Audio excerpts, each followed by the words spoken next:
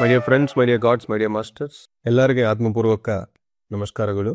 ಪ್ರತಿ ದಿವಸ ನಾನು ಶರೀರ ಅಲ್ಲ, ನಾನು ಈ ಮನಸ್ಸು ಅಲ್ಲ, ನಾನು ಈ ಭಾವನೆಗಳಲ್ಲ, ನಾನು ಆತ್ಮ ಅಂತ ಒಂದ್ಸತಿ ಕಣ್ಣನ್ನ ಎರಡು ಮುಚ್ಕೊಂಡು ನಾವು ಧ್ಯಾನದಲ್ಲಿ ಕುತ್ಕೊಂಡಿದ್ರೆ ಆಳವಾದ ಧ್ಯಾನಕ್ಕೆ ಹೋಗ್ಬಿಡ್ತೀವಿ. ಯಾಕೆಂದ್ರೆ ಅದು ಸತ್ಯ. ಪ್ರತಿ ಕ್ಷಣ ನಮ್ಮ ಕಾನ್ಶಿಯಸ್ನೆಸ್ ಎಲ್ಲೋ ಒಂದು ಕಡೆ ಇದೆ. ದೇಹದ ಮೇಲೆ, ಒಂದು ವಿಷಯದ ಮೇಲೆ, ಒಂದು ವಸ್ತುದ ಮೇಲೆ, ಒಂದು ಪ್ರದೇಶ ಮೇಲೆ ಇದೆ. ಆ ಕಾನ್ಶಿಯಸ್ನೆಸ್ ಅನ್ನ ನಮ್ಮ ಆತ್ಮದ ಮೇಲೆ ನಾವು ಡೈರೆಕ್ಷನ್ ಕೊಟ್ರೆ ಅವಾಗ ಈ ಕೆಳಗಿರೋ ಎಲ್ಲಾ ಲೇಯರ್ಸ್ನು ಚೆನ್ನಾಗಿರುತ್ತೆ. ಶರೀರ ಚೆನ್ನಾಗಾಗುತ್ತೆ, ಭಾವನೆಗಳು ಚೆನ್ನಾಗಾಗುತ್ತೆ, ಮನಸ್ಸುನು ಚೆನ್ನಾಗಾಗುತ್ತೆ. ದೃಷ್ಟಿ ಎಲ್ಲಿದೆಯೋ ಸೃಷ್ಟಿ ಅಲ್ಲೇ ಹೋಗುತ್ತದೆ. ಈ ಕ್ಷಣ ನಿಮ್ಮ ದೃಷ್ಟಿ ಎಲ್ಲಿದೆ? ನಿಮ್ಮನ್ನು ನೀವು ಪ್ರಶ್ನೆ ಮಾಡ್ಕೊಳ್ಳಿ. ಎಲ್ಲಿದೆ ನನ್ನ ದೃಷ್ಟಿ? ನನ್ನ ದೃಷ್ಟಿ ಎಲ್ಲಿದೆಯೋ ನಮ್ಮ ಎನರ್ಜಿಯಲ್ಲಿ ಹೋಗಿ ಒಂದು ಸೃಷ್ಟಿ ಆಗ್ತಾ ಇದೆ. ನನ್ನ ಪ್ರಾಬ್ಲಮ್ಸ್ ಬಗ್ಗೆ ನನ್ನ ದೃಷ್ಟಿ ಇದ್ರೆ ಪ್ರಾಬ್ಲಮ್ ಜಾಸ್ತಿ ಆಗುತ್ತೆ. ಕಷ್ಟಗಳ ಬಗ್ಗೆನೇ ಯೋಚನೆ ಮಾಡ್ತಾ ಇದೆ, ಕಷ್ಟಗಳು ಜಾಸ್ತಿ ಆಗುತ್ತದೆ. ಸೊಲ್ಯೂಷನ್ಸ್ ಮೇಲೆ ನೀವು ಫೋಕಸ್ ಮಾಡಿದ್ರೆ ಸೊಲ್ಯೂಷನ್ ದಾರಿಗಳು ಸಿಗ್ತಾ ಇರುತ್ತೆ. ಆತ್ಮದ ಮೇಲೆ ನನ್ನ ದೃಷ್ಟಿ ಇದ್ರೆ ಈ ದೇಹ, ಮನಸ್ಸು, ಭಾವನೆಗಳು ಪ್ರತಿಯೊಂದೂ ಸರಿಯಾಗ್ತಾ ಬರುತ್ತದೆ. ಹಾಗಾಗಿ ನಮ್ಮ ದೃಷ್ಟಿಯನ್ನ ಚೇಂಜ್ ಮಾಡ್ಕೋಬೇಕು. ಯಾವಾಗ ನಮ್ಮ ದೃಷ್ಟಿ ಆತ್ಮದ ಮೇಲೆ ಹೋಗುತ್ತೋ, ನಮ್ಮ ಪರ್ಪಸ್ ಆಫ್ ಲೈಫ್ ಏನು, ನಮ್ಮ ಸೋರ್ಸ್ಗೆ ನಾವು ಕನೆಕ್ಟ್ ಆಗ್ತೀವೋ, ಅವಾಗ ಈ ಕೆಳಗೆ ಇರೋದೆಲ್ಲಾನು ಸಾಲ್ವ್ ಆಗ್ಬಿಡುತ್ತೆ ನ್ಯಾಚುರಲ್ ಆಗಿ. ಎಫರ್ಟ್ಲೆಸ್ ಲಿವಿಂಗ್ ಅಂದ್ರೆ, ಝೆನ್ ಲಿವಿಂಗ್ ಅಂದ್ರೆ ಇದೆ. ಪ್ರತಿ ಒಂದನ್ನು ಮನಸ್ಸಿಂದ ನಾವು ಮಾಡಿದ್ರೆ ಧಾರಣ ಆಗುತ್ತದೆ. ಈ ಶರೀರ ಇದ್ರೆ ಮನಸ್ಸು ಇರುತ್ತದೆ. ಈ ಮನಸ್ಸು, ಶರೀರ ಇದ್ರೆ ಆತ್ಮ ಮನಸ್ಸು ಮೇಲೆ ಡಿಪೆಂಡ್ ಆಗ್ತಾ ಇರುತ್ತೆ. ಆದ್ರೆ ಆತ್ಮ ಮನಸ್ಸು ಕನೆಕ್ಟ್ ಆಗಬೇಕು. ಅವಾಗ ಇಂಟ್ಯೂಟಿವ್ ಲಿವಿಂಗ್ ಅನ್ನೋದು ಶುರು ಆಗುತ್ತದೆ. ಅವಾಗ ಪರ್ಪಸ್ಫುಲ್ ಲಿವಿಂಗ್ ಅನ್ನೋದು ಶುರು ಆಗುತ್ತೆ. ಅವಾಗ ಚಾನಲಿಂಗ್ ಅನ್ನೋದು ಶುರು ಆಗುತ್ತದೆ. ಅವಾಗ ಇನ್ನರ್ ಗೈಡೆನ್ಸ್ ಅನ್ನೋದು ಬರುತ್ತೆ. ಇಲ್ಲ ಅಂದ್ರೆ ಬರೀ ಮನಸ್ಸಿಂದ ಮಾತ್ರ ನಾವು ಕೆಲಸ ಮಾಡ್ತೀವಿ, ಆತ್ಮದ ದೃಷ್ಟಿ ಇರಲ್ಲ. ಆತ್ಮದ ದೃಷ್ಟಿ ಯಾವಾಗಿರಲ್ವೋ, ಆತ್ಮದ ಕನೆಕ್ಷನ್ ಯಾವಾಗಿರಲ್ವೋ, ಆತ್ಮದ ಸೃಷ್ಟಿ ಇರಲ್ಲ. ಸತ್ಯ ಏನು ಪ್ರತಿ ದಿವಸ ನಮಗೆ ನೆನಪಿಗೆ ಬರಬೇಕು. ಇಲ್ಲ ಅಂದ್ರೆ ಈ ಮಾಯ ಒಳಗೆ ನಾವು ಜೀವಿಸ್ತಾ ಇದ್ದೀವಿ. ನಾನು ದೇಹ, ನನಗೇ ಕಷ್ಟ, ನಾನು ಈ ತರ ಕುಟುಂಬದಲ್ಲಿ ಹುಟ್ಟಿದ್ದೀನಿ, ನನಗೆ ದೇಹ ಬೇಡ, ಇದು ಬೇಡ, ಅದು ಬೇಡ ಅಂತ ಯಾವಾಗ್ನೂ ಮನಸ್ಸು, ದೇಹ, ಭಾವನೆ ಒಳಗೇನೆ ಸಿಕ್ಕಾಕೊಂಡಿದೀವಿ. ಈ ಮನಸ್ಸೇ ಮನುಷ್ಯ ಅನ್ನೋದು. ಅದು ದಾಟಬೇಕು ಅಂದ್ರೆ ಸತ್ಯ ಜೊತೆ ನಾವು ಜೀವಿಸ್ಬೇಕು. ಸಿಂಪಲ್. ಯಾವಾಗ ನಮಗೆ ಇಂಬ್ಯಾಲೆನ್ಸ್ ಆಗುತ್ತದ, ಐ ಎಮ್ ಅ ಸೋಲ್ ಅಂತ ಅನ್ಕೊಳ್ಳಿ, ಬ್ಯಾಲೆನ್ಸ್ ಬಂದ್ಬಿಟ್ಟು ಅಲ್ಲಿ ಬಂದ್ರೆ ಇದೆಲ್ಲ ಬ್ಯಾಲೆನ್ಸ್ ಅಲ್ಲಿ ಇರುತ್ತೆ. ಪ್ರತಿಯೊಂದನೇ ಅನುಭವನೇ, ಪ್ರತಿಯೊಂದನು ಪರೀಕ್ಷೆನೆ. ಯಾಕೆ ನನಗೆ ಇದೆಲ್ಲ ಬಂದಿದೆ ಅಂದ್ರೆ ನೀವೇ ಕ್ರಿಯೇಟ್ ಮಾಡ್ಕೊಂಡಿದ್ದೀರಿ. ಯಾರನ್ನೂ ದಯವಿಟ್ಟು ನೀವು ಬ್ಲೇಮ್ ಮಾಡಬೇಡಿ. ಇವರಿಂದಾನೇ ಅದಾಗಿದೆ, ಅವರಿಂದಾನೇ ಆಗಿದೆ ಅಂತ. ನಾನು ಯಾಕೆ ಈ ಕುಟುಂಬದಲ್ಲಿ ಹುಟ್ಟಿದೀನಿ? ಕರೆಕ್ಟೇ. ಯಾಕೆ ಆ ಕುಟುಂಬನ ಚೂಸ್ ಮಾಡ್ಕೊಂಡಿದೆ? ನಾನು ಕ್ವಶನ್ ಕೇಳ್ತಾ ಇದ್ದೀನಿ. ನೀವು ಆ ಕುಟುಂಬನ ಚೂಸ್ ಮಾಡ್ಕೊಂಡು ನಾನು ಯಾಕೆ ಈ ಕುಟುಂಬದಲ್ಲಿ ಹುಟ್ಟಿದೀನಿ? ಕೆಲವೊಬ್ಬರು ಈ ಪ್ರಶ್ನೆ ಕೇಳ್ತಾ, ನಾವೇ ಚೂಸ್ ಮಾಡ್ಕೊಂಡಿದ್ದೀವಿ. ತಂದೆಯನ್ನು ನಾವೇ ಚೂಸ್ ಮಾಡ್ಕೊಂಡಿದೀವಿ, ತಾಯಿನ ನಾನೇ ಚೂಸ್ ಮಾಡ್ಕೊಂಡಿದ್ದೀನಿ, ಮೇಲ್ ಆರ್ ಫಿಮೇಲ್ ನಾನೇ ಚೂಸ್ ಮಾಡ್ಕೊಂಡಿದ್ದೀನಿ, ಬಾಡಿ ನಾನೇ ಚೂಸ್ ಮಾಡ್ಕೊಂಡಿದ್ದೀನಿ, ಸಿಚುವೇಶನ್ಸ್ ನಾನೇ ಚೂಸ್ ಮಾಡ್ಕೊಂಡಿದ್ದೀನಿ. ಈಗ ಏನ್ ಮಾಡ್ಬೇಕು? ಸಿಚುವೇಶನ್ ಅರ್ಥ ಮಾಡ್ಕೋಬೇಕು, ಎಕ್ಸ್ಪೀರಿಯನ್ಸ್ ಮಾಡ್ಬೇಕು. ಯಾಕೆ ಹುಟ್ಟಿದೀನಿ ಕ್ವಶನ್ ಮಾಡ್ಬೇಕು. ನನಗೆ ಯಾಕೆ ಕಷ್ಟ ಅಂತ ಕ್ವಶನ್ ಮಾಡಬಾರ್ದು. ಎಲ್ಲ ದೇವ್ರ ಮೇಲೆ ಆಗ್ತಾ ಇರ್ತಾರೆ. ಯಾರು ದೇವ್ರು? ನೀವೇ ದೇವ್ರು, ನಾನು ದೇವ್ರು. ನಮ್ಮ ಒಳಗೇನೆ ಇದೆ ಆತ್ಮ, ಅವರೇ ದೇವರು. ಇನ್ನರ್ ಗುರು ಯಾರು? ನಿಮ್ ಶ್ವಾಸವೇ ಇನ್ನರ್ ಗುರು. ಔಟ್ಸೈಡ್ ಎಷ್ಟೋ ಗುರುಗಳಿದ್ದಾರೆ, ಅವರೆಲ್ಲರಿಂದ ನಾವು ಏನೋ ಒಂದು ಕಲಿತಾ ಇರ್ತೀವಿ. ಬಟ್ ಇನ್ನರ್ ಗುರು ಇಲ್ಲ ಅಂದ್ರೆ, ನಿಮ್ ಇನ್ನರ್ಗೆ ನೀವು ಹೋಗ್ತಾ ಇಲ್ಲ ಅಂದ್ರೆ, ಇನ್ನರ್ ಎಲ್ಲ ಕಾಂಪಸ್, ಒಳಗಿಂದ ಗೈಡೆನ್ಸ್ ಬರಲ್ಲ. ಒಳಗಿಂದ ನಿಮಗೆ ಹೊರಗೇನು ಇದೆ, ಒಳಗೇನು ಇದೆ, ಎರಡು ಅಲೈನ್ ಆಗ್ಬೇಕು. ಈಗ ಕೆಲವೊಬ್ಬರಿಗೆ ಕಾನ್ಫಿಡೆನ್ಸ್ ಇರಲ್ಲ. ಯಾರೋ ಒಬ್ರು ಮಾತಾಡಿದ್ರೆ ಆ ಪದಗಳಿಂದ ಕಾನ್ಫಿಡೆನ್ಸ್ ಬರುತ್ತೆ.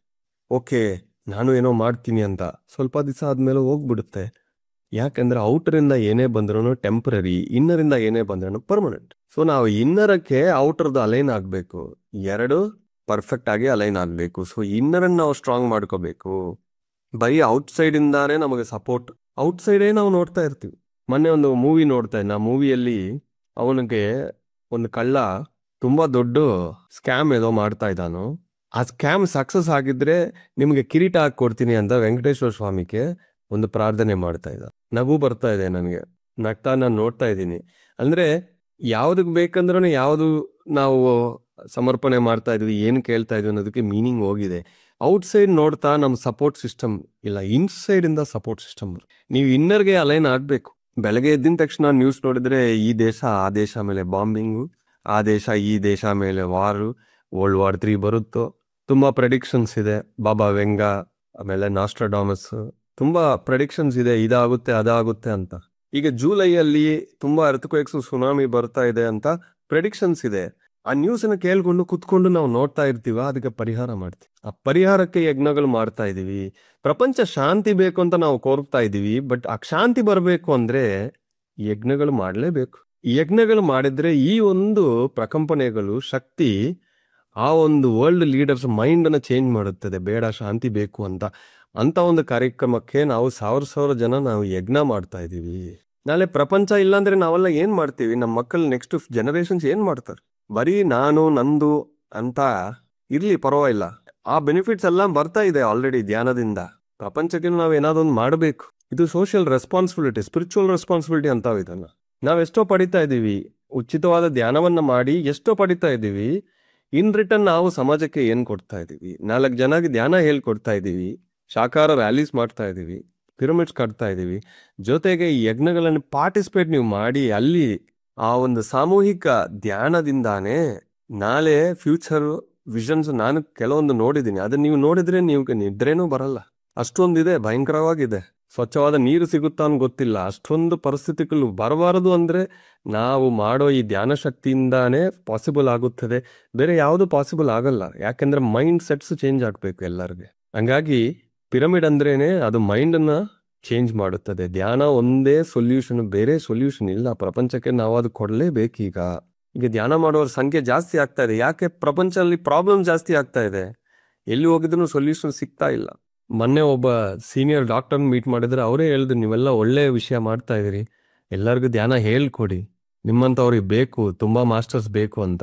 ನಾನು ನಿನ್ನೆ ಒಂದು ಪಿರಮಿಡ್ ಉದ್ಘಾಟನೆಗೆ ಹೋಗಿದ್ದೀನಿ ಕೆಂಗೇರಿಯಲ್ಲಿ. ಅಲ್ಲಿನೂ ಒಂದೇ ವಿಷಯ ಹೇಳಿದ್ದೀನಿ. ಪ್ರತಿ ಒಂದು ಸ್ಪಿರಿಚುವಲ್ ಆರ್ಗನೈಸೇಷನ್ ನಲ್ಲಿನೂ ಒಂದು ಗುರು, ಬೇರೆಯವರೆಲ್ಲ ಶಿಷ್ಯರುಗಳು, ಸ್ಟೂಡೆಂಟ್ಸ್. ಪಿರಮಿಡ್ ಸೊಸೈಟಿಯಲ್ಲಿ ಮಾತ್ರ ಎಲ್ಲರೂ ಮಾಸ್ಟರ್ಸ್. ಬೇರೆ ಕಡೆ 1:many, ಇಲ್ಲಿ many:many. ಗುರುಗಳು ನಮಗೆ ವಿದ್ಯೆ ಕೊಟ್ಟರು, ಅದೆಲ್ಲರಿಗೂ ಹೇಳ್ಬೋದು ಅಂತ ಸ್ವೇಚ್ಛನೂ ಕೊಟ್ಟರು. ನೀವೇ ಒಂದು ಓನ್ ಆರ್ಗನೈಸೇಷನ್ ಸ್ಟಾರ್ಟ್ ಮಾಡಿ ಮೆಡಿಟೇಷನ್ ಸ್ಪ್ರೆಡ್ ಮಾಡಬಹುದು ಅಂತ ಒಂದು ಪರ್ಮಿಷನ್ ಕೊಟ್ಟರು. ಅದು ಬೇರೆ ಎಲ್ಲಿನೂ ಸಿಗಲ್ಲ, ಇಡೀ ಪ್ರಪಂಚದಲ್ಲಿ ಎಲ್ಲಿನೂ ಇಲ್ಲ. ಅದಕ್ಕೆ ನಮ್ಮ ಸೊಸೈಟಿಯಲ್ಲಿ ಇಷ್ಟೊಂದು ಮಾಸ್ಟರ್ಸ್ ಇದೀವಿ. ಈಗ ಚನ್ನರಾಯಪಟ್ಟಣದಲ್ಲಿ ಸ್ಪಿರಿಚುವಲ್ ರೆಸ್ಪಾನ್ಸಿಬಿಲಿಟಿ ನಿಮ್ಗೆ ಇದೆ ಅಂತ ನೀವು ಅನ್ಕೊಂಡಿದ್ರೆ ಪಾರ್ಟಿಸಿಪೇಟ್ ಮಾಡಿ. ಅಲ್ಲಿ ಬಂದು ಏನಿಲ್ಲ, ಕುತ್ಕೊಂಡು ಧ್ಯಾನ ಮಾಡಿ 3 ಗಂಟೆ ಕಾಲ ಸಾಕು. ನಿಮ್ಮಿಂದ ಬೇರೆ ಏನೂ ಎಕ್ಸ್ಪೆಕ್ಟೇಷನ್ ಇಲ್ಲ.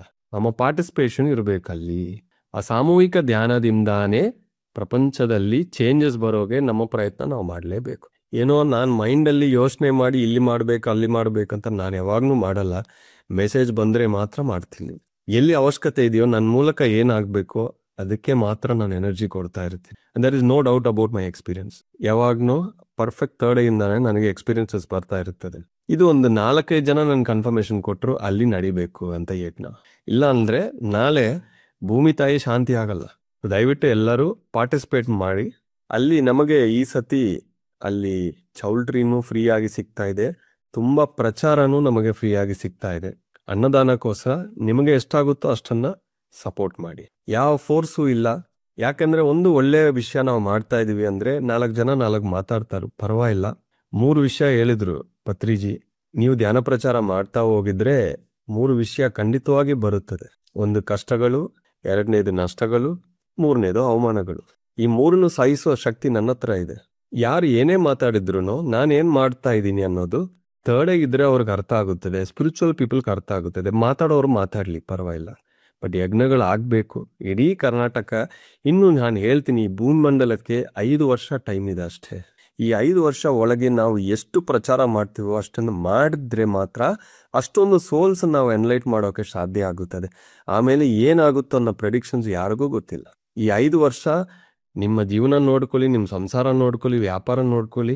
ನಿಮಗೆ ಸಿಕ್ಕಿರೋ ಪ್ರತಿ ನಿಮಿಷನೂ ಬೇರೆಯೊಬ್ಬರನ್ನ ಧ್ಯಾನಿಯಾಗಿ ಕನ್ವರ್ಟ್ ಮಾಡ್ತಾ ಬನ್ನಿ. ಅಷ್ಟೊಂದು ಸಾಕು. ಪ್ರತಿ ಒಬ್ಬ ಆತ್ಮಕ್ಕೆ ಬೇಕು ಈ ಧ್ಯಾನ. Thank you very much my dear masters.